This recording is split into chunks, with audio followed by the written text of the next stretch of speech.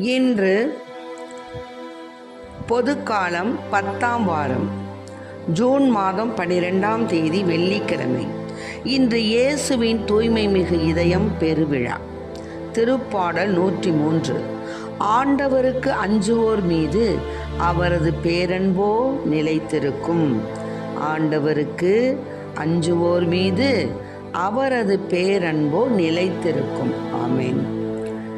இன்று தேவன் நமக்கு தரும் ஜீவநீர் ஊற்றான இறை வார்த்தைகள் புனித மத்தேயு எழுதிய நற்செய்தி இயல் 11 இறை வார்த்தைகள் 25-30 முடிய.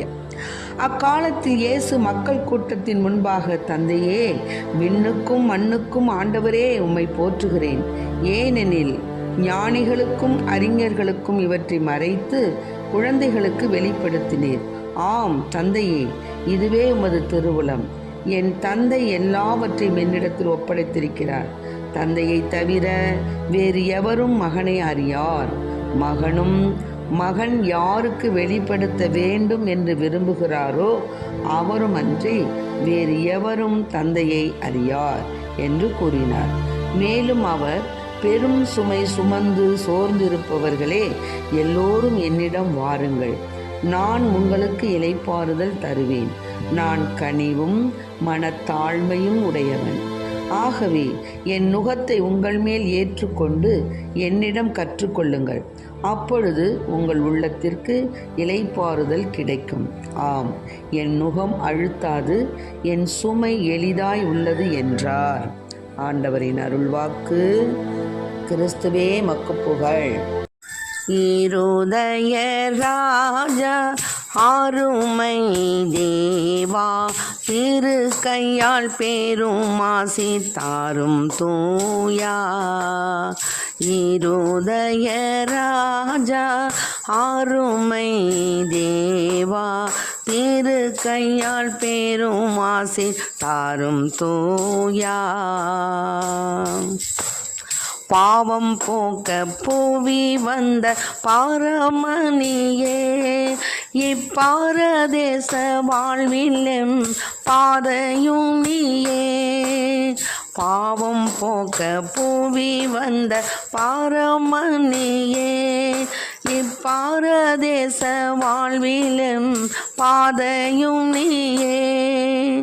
பலமாக பற்றினேன் பாதமலருந்தன், பயமேதும் இன்றியே பாதுகாத்திடாய்.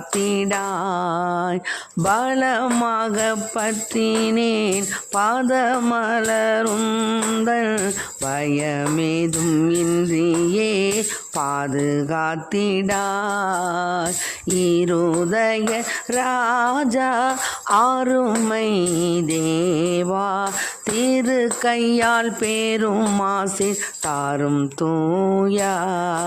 உம் திரு கையால் பேரும் ஆசி தாரும் தூயா.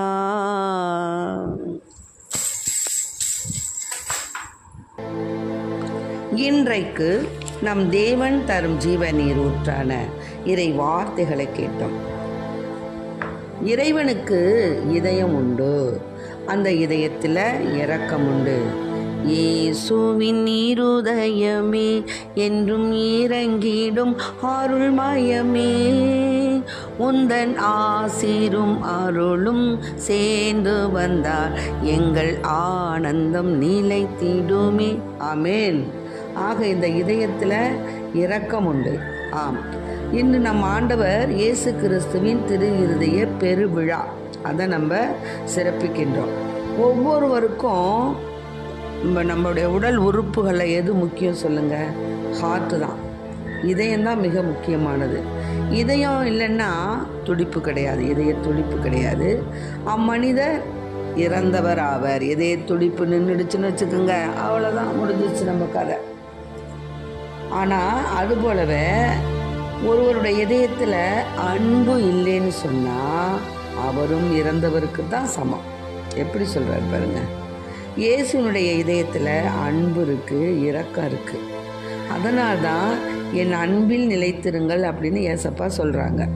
அதனால இறைவன் நமது இதயத்தில் இருக்கணும் அப்படின்னா நம்ம இதயத்தை ஆட்சி செய்யணும் அப்படின்னா அவர் நமது இதயத்தில் அவருக்கு நம்ம இடம் அளிக்கும்போது மட்டும்தான் என்ன நடக்கும்? அவரை போல இரக்கமும் அன்பும் உடையவர்களாய் நாமும் வாழ முடியும்.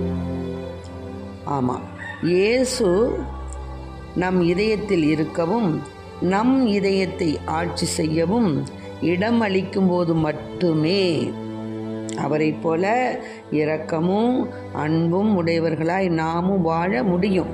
அதனால் அத்தகைய வரத்தை இறைவனிடம் கேட்போம். இயேசுவின் அன்பான இதயம், அருளான இதயம், இரக்கமுள்ள இதயம் நம்மை ஆட்சி செய்வதாக. ஆமென். Praise the lord. மரியே வாழ்க.